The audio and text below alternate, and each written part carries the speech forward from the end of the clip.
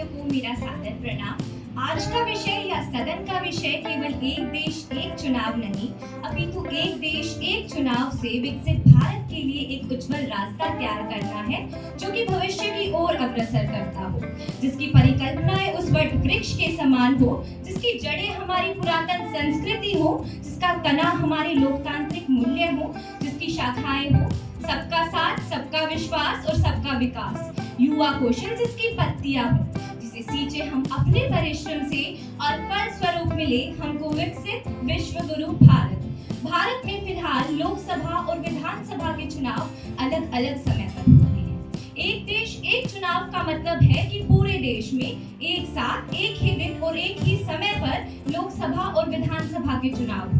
पूर्व राष्ट्रपति रामनाथ कोविंद जी की अध्यक्षता में एक प्रस्ताव तैयार किया गया, जिसे 14 मार्च 2024 को राष्ट्रपति जी को सौंप दिया गया।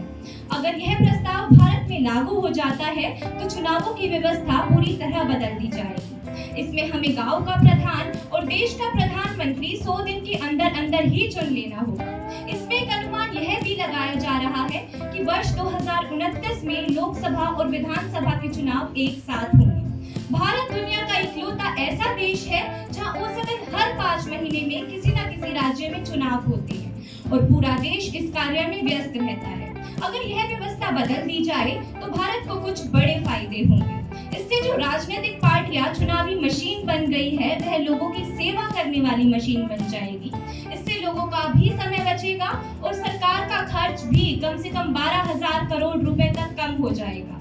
इससे राजनीति में स्थायित्व आएगा और इससे जनता को भी वोट देते समय और ज्यादा स्पष्टता मिलेगी। लेकिन चुनावों की इन व्यवस्था को लागू करने में कुछ कठिनाइयां भी हैं।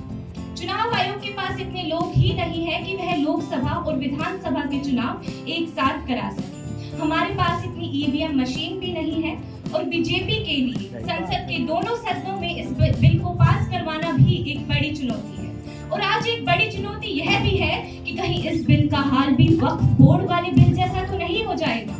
माननीय प्रधानमंत्री जी ने कहा है कि उनका इस बिल को लाने का मकसद राजनीतिक नहीं है, बल्कि वह देश की जनता के लिए यह बिल ला रहे हैं। हम युवाओं को आजादी की लड़ाई में अपना नेतृत्व देने का अपना सौभाग्य प्राप्त नहीं हुआ, परंतु आज आवश्यकता है प्रधानमंत्री जी के नेतृत्व में इस प्रज्वलित अग्नि में अपनी आहुति समर्पित करने की।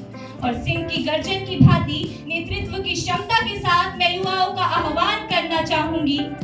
उठो युवाओं, समाज की वसुंधरा पुकारती, पुकारता ये देश है, पुकारती माँ भारती।